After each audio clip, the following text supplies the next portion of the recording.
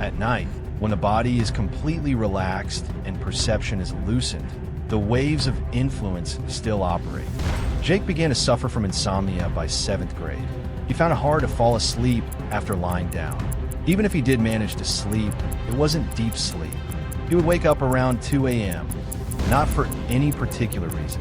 In the darkness, he heard the sound of drums tapping, mixed with whispers that seemed to come closer and then fade away. The sounds felt like auditory hallucinations, both frightening and uncomfortable, causing him to stay awake until morning. At first, he could manage, but over time, his head felt heavier, his nerves became tense, and his health deteriorated significantly.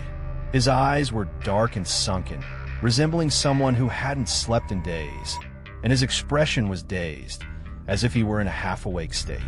Jake's parents took him to the doctor, where the physicians diagnosed him as entering a strong puberty phase with hormonal changes affecting his mental state.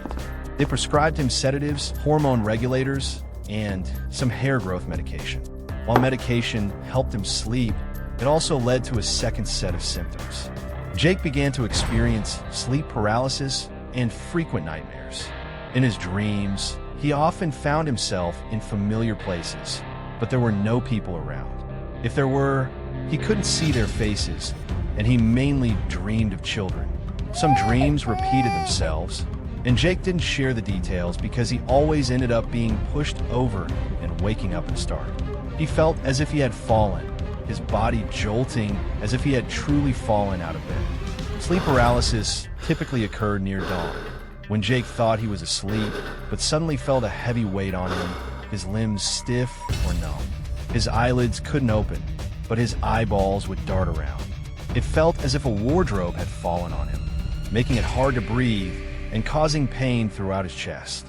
The scariest part during sleep paralysis was hearing the drum beats tapping right next to his ear, steady and rhythmic. He could only wake up if someone touched him. It was very difficult to escape sleep paralysis on his own, even if all he needed was to move a finger. Most of the time, Jake just endured. Each time it happened, his entire body felt exhausted, from his chest to his stomach, as if someone had punched him.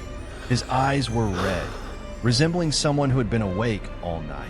This was the most difficult time for him, to the point where he was falling behind in growth due to lack of sleep, neglecting his meals, and looking frail. Seeing that Jake had lost 7 kilograms in 3 months while he was at an age where he should be growing, his parents worried that it wasn't just a physical illness, but a mental one.